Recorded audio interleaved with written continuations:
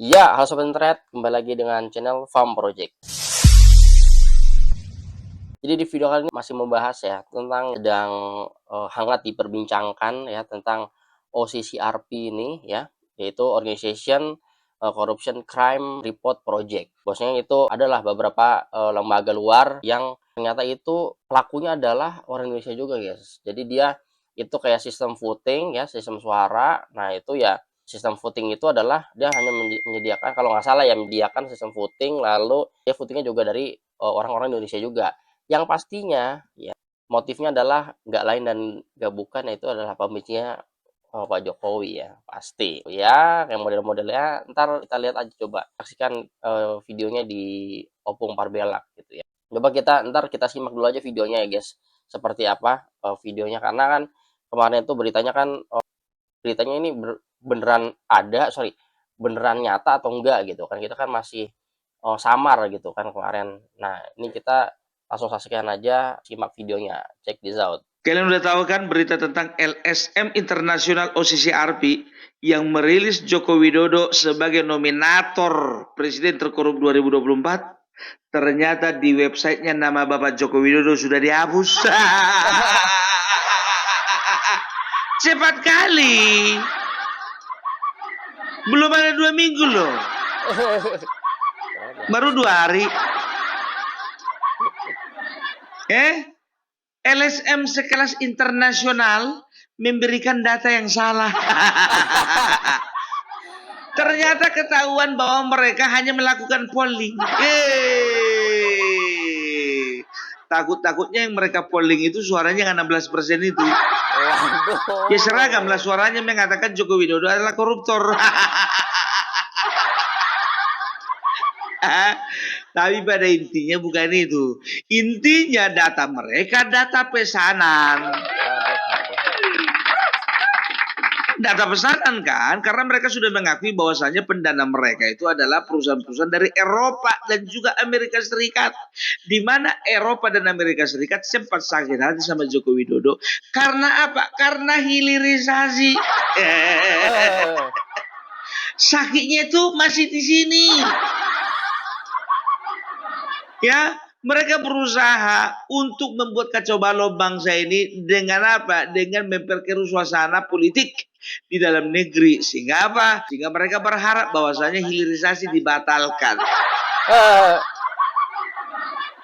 Tapi aku nggak mau dulu fokus sama respon mereka, ya kan?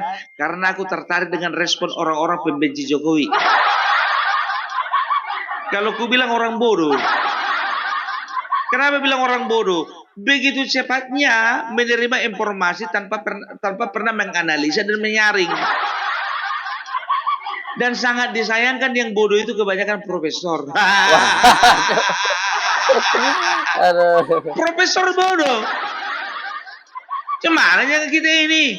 Hidup bernegara ini kok profesor bodoh? Hanya orang bodoh yang mau menelan informasi bulat-bulat, apalagi dari media asing. Setuju nggak? Setuju. Kalau kita menerima informasi, analisa dulu. Dari mana asalnya informasi ini? Apa motivasi mereka? Apa akibat yang ditimbulkan ketika informasi ini beredar di masyarakat? Harus begitu dong. Aku aja yang tamatan SD tahu. Masa yang tamatan profesor nggak tahu? Dan biar tahu kalian ya, mereka yang menamakan diri tokoh rame-rame membuat statement. Yang pertama Rocky Gerung. Nggak perlu kutampilkan videonya ya. Gili, aku gili. Ya, saya yakin tuh bahwasanya mereka itu ada 2 alasan. Ada 2 alasan kuat kenapa Joko Widodo itu dinobatkan menjadi presiden terkorup 2024. Yang pertama, mereka pasti berpandangan bahwasanya Joko Widodo sudah mempermainkan hukum dan undang-undang. Oh, ini logat orang, guys. Alasan kedua, lagi memparodikan. Alasan kedua, Joko Widodo sudah mempermainkan hukum untuk kepentingan keluarganya. Ini data. Ini data yang tidak bisa dipungkiri. Pasti Rocky Gerung kayak gitu deh. Ya, sebagai lembaga swadaya masyarakat internasional, mereka pasti tidak main-main masalah data. Jadi menurut saya tuh, menurut saya tuh, Kalau Rocky Gerung itu kalau setiap dia lagi apa namanya bicara ya guys, mengeluarkan statement tuh dia ada oh percis banget percis. Dia mau parodikan percis banget nih Opung. menurut saya tuh,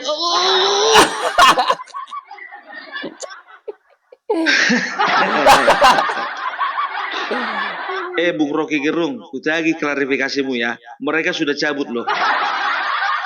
Mereka sudah hapus data Bapak Joko Widodo menjadi presiden terkorup. Sekarang bikin dulu klarifikasimu, berani nggak? Mana berani? Pasti ada aja jawabannya ini.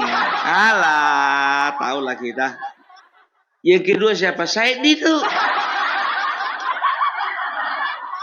Indonesia sudah dikejutkan bahwa di akhir tahun 2024 Presiden Joko Widodo dinobatkan sebagai presiden terkorup. Bangsa ini dikejutkan. Banyak yang terkejut, tapi saya tidak terkejut. Karena saya menilai selama 10 tahun Bapak Joko Widodo memimpin, semua adalah pemerintahan langkah-langkah semuanya kebijakan korup. Saya Didu, gue bilang sama kau, kalau kau nggak terkejut, aku lebih terkejut ketika kau terkejut. Makanya terkejutlah kau, biar aku juga terkejut. Keterkejutanku itu oleh karena aku terkejut karena kau nggak terkejut. Terkejutlah kau. Loh, aku bilang sama kamu berapa kali, gak usah dulu kau urus bangsa ini, urus dulu tanahmu itu yang mau dijual itu. Memperjuangkan rakyat, padahal tanahmu yang kuperjuangkan. Hidage lapet. Ya, itu Said Didu. Ternyata Amin Rais juga buka suara. Iya nih para siapa. Bukan Amin Rais namanya kalau nggak buka suara. Ya kan? Biar tahu ndak kalian ya. Ku tengok videonya Amin Rais ya di channelnya itu ya. Itu 3 minggu yang lalu itu bikin video. Udah hampir 1 bulan dia nggak bikin video. Begitu nongol rilisan dari OSIS RB langsung bikin konten dia. Aduh. Hampir sebulan kemana aja lo nggak ada bahan. Assalamualaikum. Jadi kita sudah tahu bahwa Joko Widodo alias Mulyono sudah dinobatkan sebagai presiden terkorup 2024. Yang merilis adalah OCCRP, Organized Crime and Corruption Reporting Project. Jadi kita sudah bisa tahu bahwa Mulyono adalah penjahat kelas internasional. Jadi kita patut bersyukur bahwasannya kebusukan Mulyono makin lama sudah makin terbongkar. Kau udah tua. Nggak usah lagi kau, aku bilang samamu ya, kalau udah tua itu nggak usah lagi terlalu ikut campur masalah negara ini, kacau nanti. Aku takutnya nanti kau salah ngomong. Aku bilang sama kau, dari kemarin Bapak Joko Widodo nggak ngambil tindakan karena apa? Kau udah tua. Ini makin dibiarkan makin lepas, makin liar. Betul keladi tuh. Udahlah, menjadi nggak ada yang perlu kalian bahas lagi ya. Jadi bahas saja partai umatmu itu. Sekarang ku minta dulu sama kau, bikin dulu konten ya. OSIS RP sudah mencabut nama Joko Widodo dari nominator sebagai presiden terkorup 2024. Berani nggak kau? Orang tua itu yang dipegang adalah omongannya. Makin tua harusnya makin bijaksana. Ini makin tua kok makin ngelindur.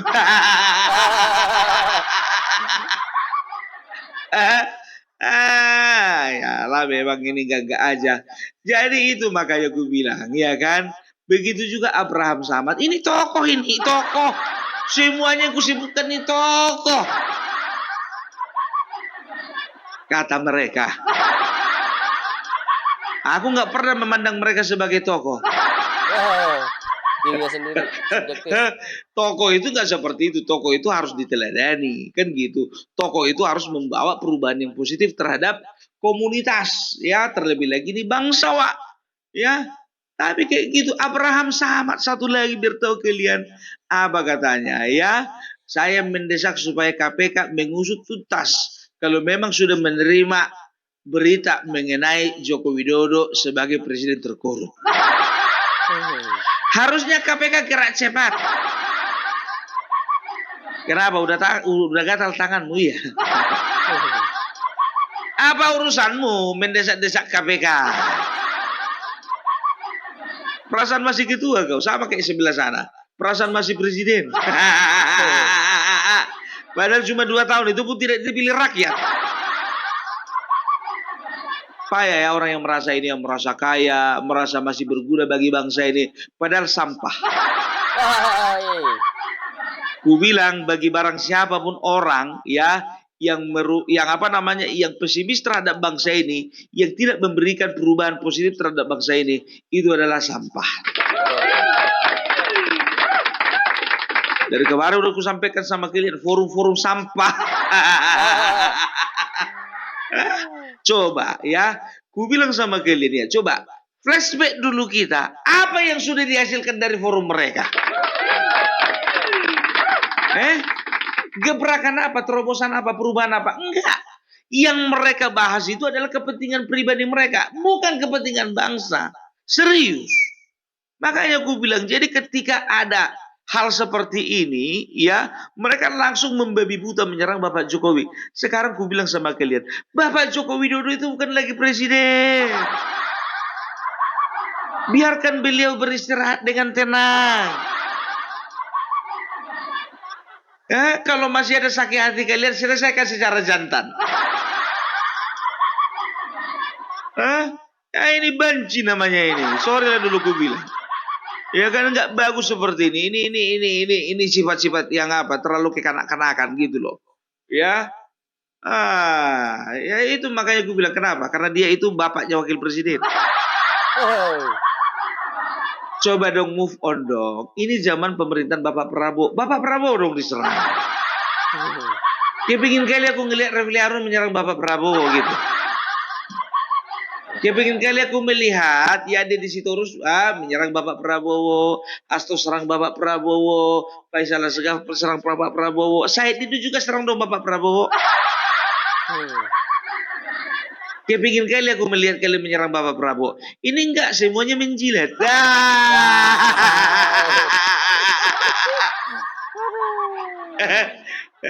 Mana berani menyerang, menjilatnya orang ini satu-satu. Itu dia ya. Jadi kita udah tahu ya, mereka ini semua sebetulnya adalah orang-orang, aku curiga ya, orang ini adalah orang-orang yang terkait dengan atau terafiliasi dengan perusahaan atau negara-negara asing yang membantu mereka untuk menyuarakan Joko Widodo supaya ditahan. Karena apa? Karena Joko Widodo pernah membuat bangkrut perusahaan-perusahaan asing yang ada di negara lain karena hilirisasi. Coba cek dulu satu-satu orang ini siapa yang bayar. Kalau aku kan berhak berasumsi kan, jangan cuma Rocky Gerung yang berhak berasumsi. Opung Parbela pun juga berhak punya asumsi. Cek dulu orang ini satu-satu bersih atau tidak. Mereka bersuara itu memang dasarnya mereka itu berjuang untuk rakyat atau dasarnya mereka berjuang untuk perusahaan asing. Hmm. Patut dicurigai karena apa? Polanya sama. Sama polanya, mereka bikin keruh suasana di bawah, mereka adu domba antara masyarakat, antara rakyat dengan pemimpinnya, supaya apa? Supaya ada ketidakpercayaan dari rakyat kepada pemimpinnya. Sehingga demo besar-besaran lah itu untuk menolak hilirisasi. Hmm. Alah, udah terbaca kalian girum-girum. Ya, baik guys. Ya, dari video tersebut adalah intinya kemarin Bapak Jokowi itu dikasih terdaftar nominasi ya di webnya CRP ya, Organization Crime Corruption Reporting Project. Makanya itu ada di linknya nama Pak Jokowi, nominasinya tuh ada tuh, nominatornya ada gitu. Lalu pada saat belum nyampe 2 minggu ternyata udah hilang. Ya pada saat ditelisik ya emang ternyata ya kenapa ada nominasi itu ya itu adalah pelakunya ya beberapa orang yang mau voting ya tadi benar kata Opung ada beberapa yang voting dan itu adalah sebenarnya untuk kepentingan pribadi guys, ada yang untuk kepentingan pribadi, ada pembencinya Jokowi. Nah sebenarnya hal-hal tersebut ya ada yang masih dendam segala macam gitu tanpa disadari ya, apalagi kalau misalnya orang Indonesia yang melakukan seperti itu, melakukan sistem voting gitu ya. Dampaknya itu guys, kalau kalau kalian tahu ya, kalau kalian analisa adalah, itu sama aja tidak menjaga atau tidak kredibilitas Indonesia itu menurun. Ya gara-gara orang-orang ini gitu. Ibarat menjelek-jelekan presiden, mantan presiden yang terdahulu gitu ya, Bapak Jokowi gitu ya. Apalagi Bapak Jokowi udah terkenal lah di seluruh dunia gitu. Itu kan otomatis ya kredibilitas Indonesia menurun segala macam. Apa mereka nggak berpikir sampai sejauh itu? Ya itulah, kalau misalnya kalau kata Rocky Gerung otak-otak dungu tuh itu guys, dungu, otak-otak dungu tuh kayak gitu. Harusnya ya kalau kalian ya benar yang pembencinya Jokowi ini gitu ya, Bapak Jokowi ini, kalau yang masih benci ya ya ada batasannya lah. Kalau misalnya gentleman langsung samperin aja gitu kan, apa atau dibalas dengan politik lain segala macam, jangan sampai gitu ya internal, masalah internal dibawa ke eksternal gitu dan tidak terbukti apa-apa, dan tidak ada bukti alat buktinya tidak lengkap segala macam, tidak terbukti apa-apa ya. Hanya apa ya, ya kita merasa dirugikan gitu, kita ya bukan jadi mikirnya bukan hanya masalah dendam pribadi aja, ini adalah masa depannya negara Indonesia. Tapi yakin di webnya OCCRP ini sudah dihapus ya, nama nominasi Bapak Jokowi sudah tidak ada gitu ya. Intinya seperti itu guys. Jadi intinya kalau misalnya kita mau melakukan hal sesuatu gitu ya, dia mempunyai dampak yang besar, itu harus dipikirkan dulu ya. Jadi ini jangan berpikir pendek seperti otak-otak dungu. Oke, itu aja dari gua. Sekian ya. Jadi hoax ya. Berarti kemarin tuh Pak Jokowi orang terkorup di dunia itu hoax beritanya gitu ya. Lagian juga CCRP-nya juga sudah dihapus dan orang-orang yang melaporkan, orang-orang yang mengambil sistem voting tersebut, ya mereka nggak gentleman dan kayaknya gengsi juga untuk klarifikasi minta maaf itu. Ya, udahlah. Tuliskan komentar di bawah apa tanggapan kalian. Terima kasih sudah nonton. Jangan lupa like and subscribe. See you di next on video. Bye bye.